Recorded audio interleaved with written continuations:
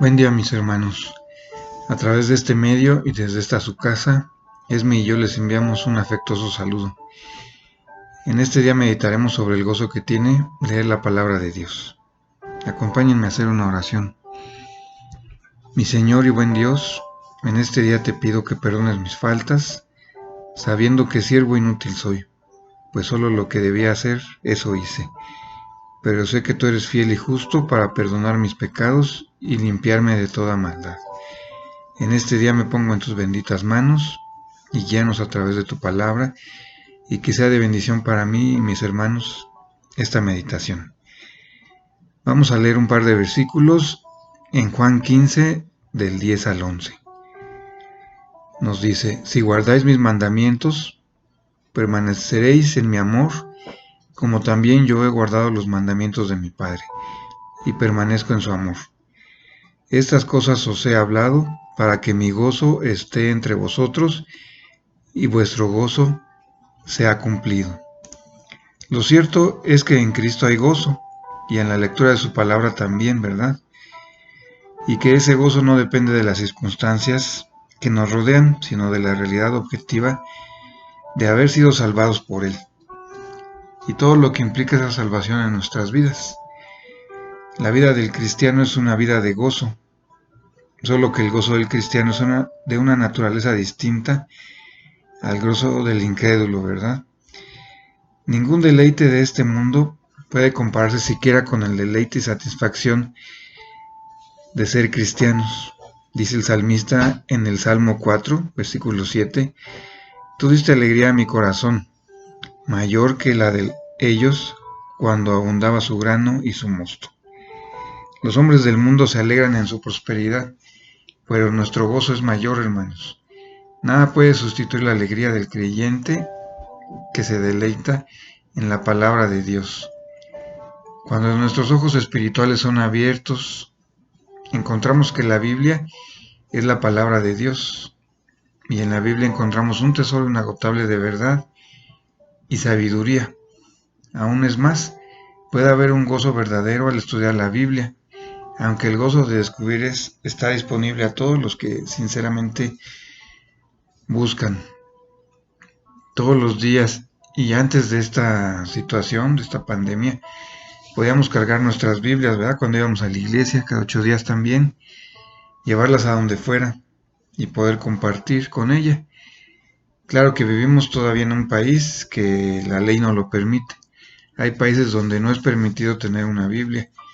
La mayoría de las familias mexicanas tienen una Biblia, pero desafortunadamente pocos en realidad entienden cómo estudiarla y aplicar los principios que se encuentran en ella.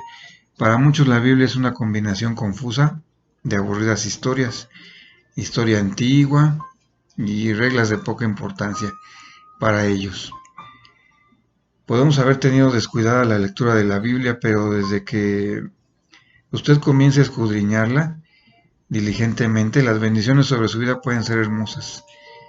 Grandes son las bendiciones de un estudio consecutivo y diligente y ordenado, ¿verdad? Es como un día perdido cuando no tiene un buen tiempo para leer la palabra de Dios. Supongamos que un amigo le envía una carta. Usted la abre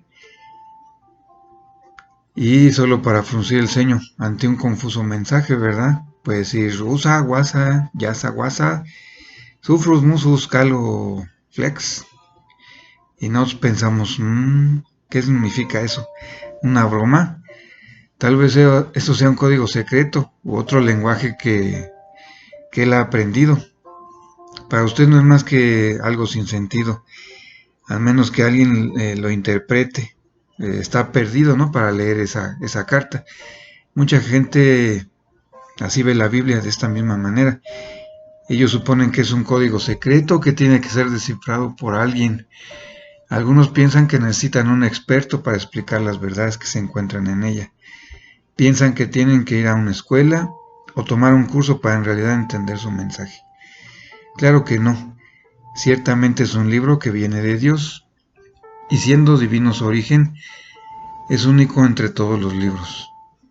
Dios ha tomado en consideración nuestras debilidades y nos ha dado su palabra de tal manera que nuestras almas puedan ser alimentadas por ella. El ser enseñado por otros no es la única manera de aprender.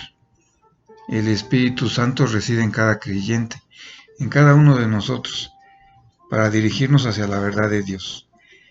Cuando Jesús estaba todavía en la tierra, Él prometió a sus discípulos que el Espíritu Santo les enseñaría todas las cosas y los guiaría hacia toda verdad, porque el Espíritu Santo es el real autor de la Escritura. Él es el mejor maestro de la Biblia. Cada vez que los cristianos abren la Biblia, pueden confiar que el Espíritu Santo iluminará el texto y sus lecturas.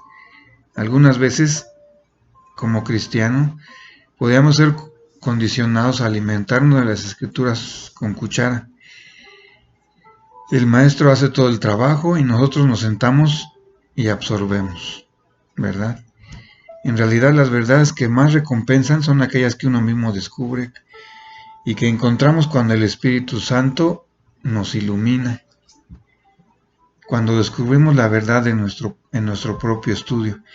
Nuestras convicciones personales son mucho más profundas y más permanentes que fueran si estas verdades nos hubieran sido dichas. Quizás usted ha probado por la misma experiencia lo que yo he pasado.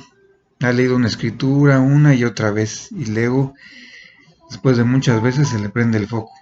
Es como si la neblina se hubiera disipado y nunca antes había estado claro.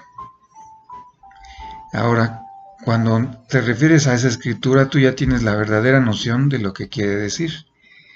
¿Qué pasó entonces? El Espíritu Santo simplemente ha hecho lo que Jesús prometió que Él haría. Él te guiaría a toda verdad. Yo creo que el balance perfecto de la enseñanza de maestros humanos y del Espíritu Santo fue encontrado por los hermanos de Berea, un grupo de cristianos que Pablo conoció en uno de sus viajes. Quedó impresionado por su forma única y diligente de estudiar la Biblia, como nos lo dice en Hechos 17:11. Y estos eran más nobles que los que estaban en Tesalónica, pues recibieron la palabra con toda solicitud, escudriñando cada día las Escrituras para ver si estas cosas eran así. Notemos el balance entre recibir la verdad y escudriñarla. Nosotros debemos recibir la verdad de maestros, predicadores y cristianos maduros que Dios pone en nuestras vidas, pero no debemos de detenernos ahí. Los de Berea también escudriñaron la enseñanza de Pablo a la luz de las Escrituras, y Pablo elogió sus acciones, así que escucha con atención al pastor, pero siempre revisa que sus palabras estén en línea con las de Dios.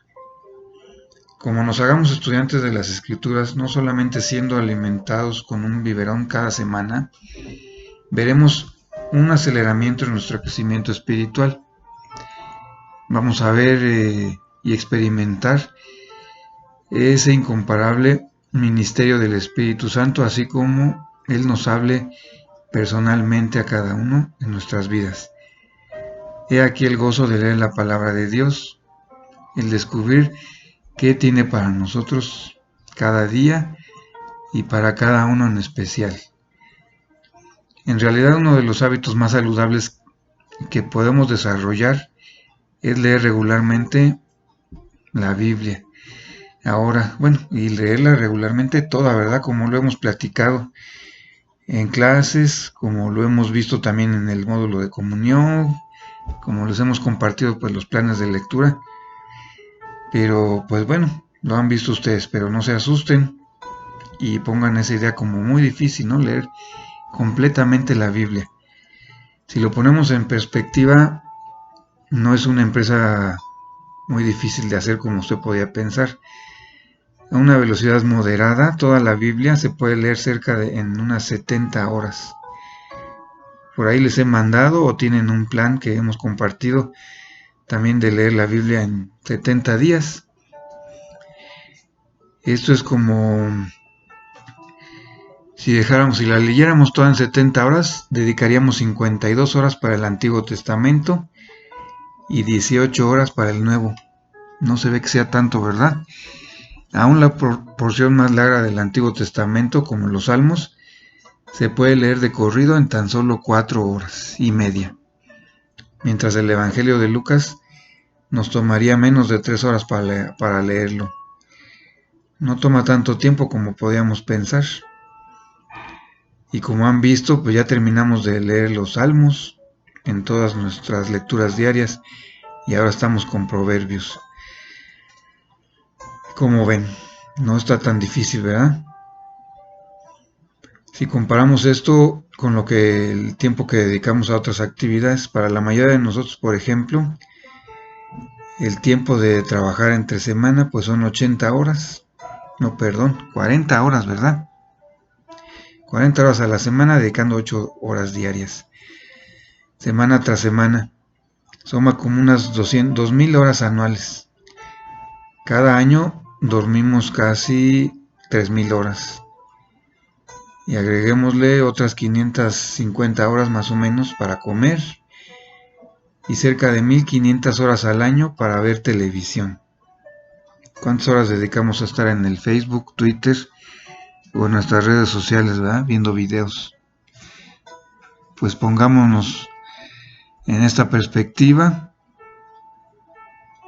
y Dios nos dará ese gozo, ¿no? Ese tiempo de estudiar, de leer la Biblia, meditar en ella. Dediquémosle un tiempo a esa lectura todos los días y verán cómo el gozo del Señor pues nos lo va a dar a cada uno de nosotros. Gracias, mis hermanos, y les deseamos que tengan un bendecido día y que se gocen leyendo la palabra de Dios. Hasta pronto.